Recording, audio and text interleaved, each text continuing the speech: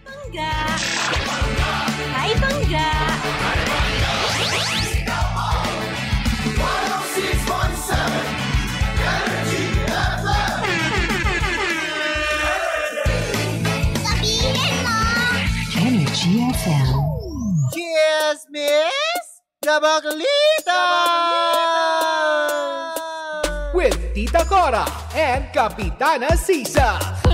We are number 106.7 Energy FM. Panggawag mong sabihin radyo, sabihin mo Energy.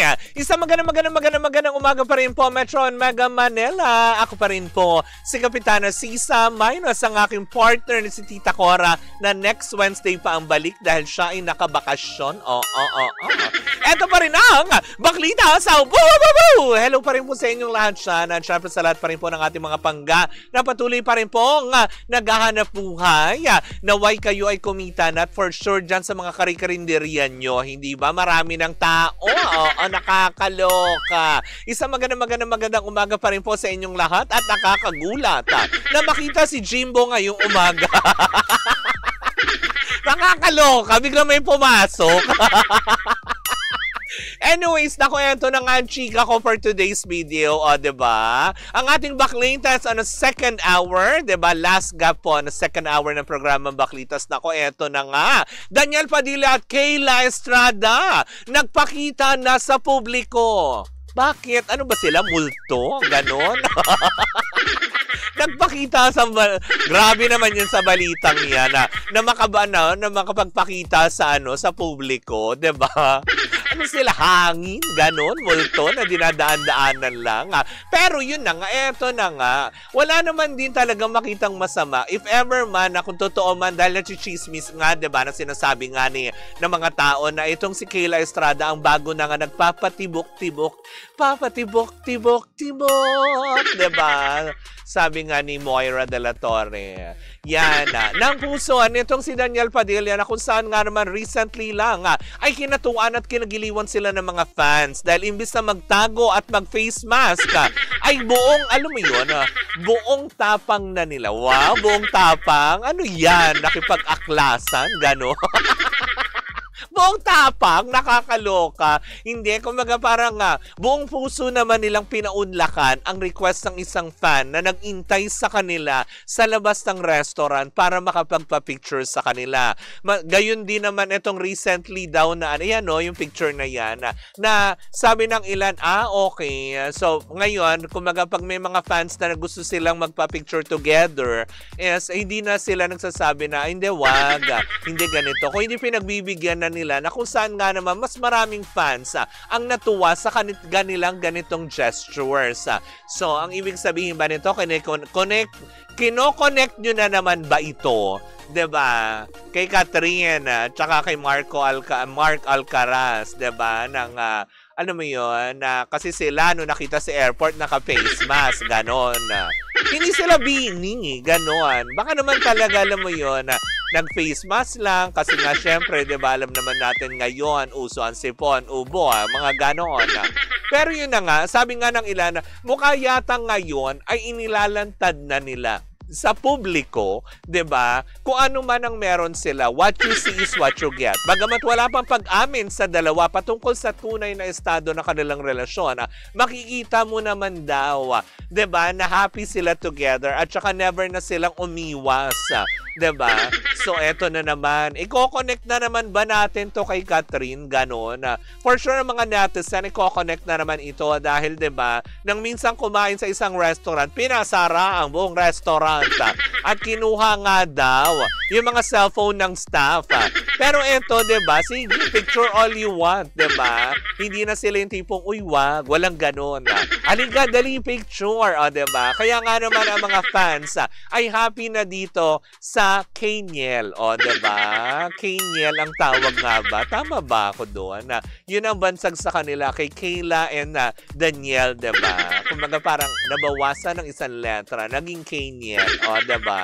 Well, kung totoo man din niya, wala naman siguro din masama. Tsaka it's about time naman din na, 'di ba, may mga fans na lumalapit. Syempre, hindi may iwasan yun. Artista sila, 'di ba? Alam nga naman magsuplada sila, 'di ba? Yung mga sinusupladahan lang, yung mga karapat-dapat. Chos, eme lang. Bakla, joke lang.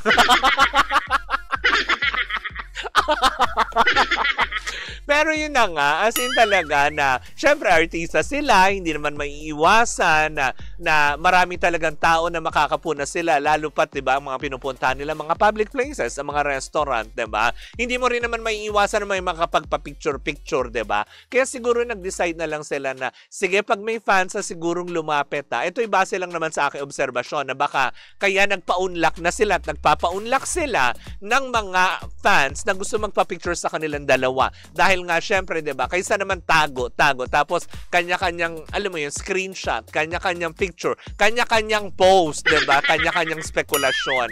Para matapos na lang din, sige, halika na. O, diba? Maganda nga namang attitude yun.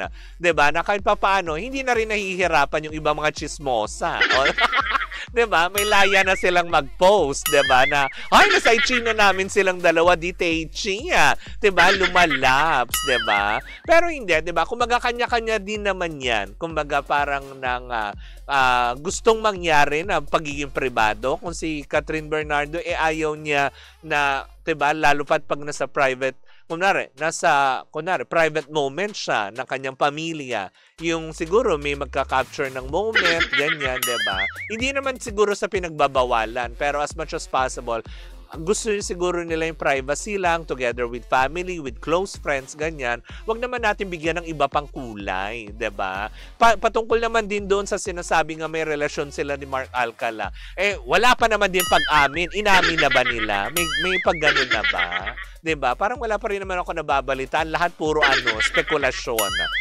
Para alam mo yun, matigil din ang lahat. Bakit hindi rin kaya gawin nila Catherine Tono tsaka ni Mark, diba? Ganun ayaw yung tumigil sa kachichismis, O, alika dali, mag-picture tayo. O, diba? Ganon. Diba? Para lang matapos ang usapin at mga haka-haka, diba? Na kung talagang friends lang naman sila, diba? Pero yun nga, kay Kayla and Daniel naman din, bagamat wala pa rin naman talagang formal na pag-amin tungkol sa estado ng kanilang relasyon, we are happy to see na they're together. Kasi recently lang, diba, sa Halloween party, silang dalawa yung magkasama. O, diba?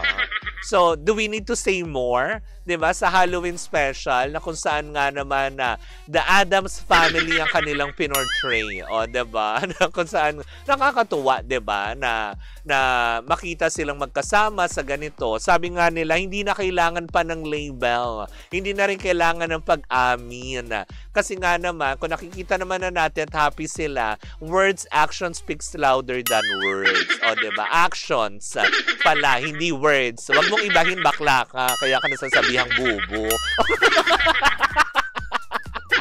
Kaya ka nasasabihang bubo. O, hindi ko na, bakit ba? Hindi ko naman claim na matalino ako.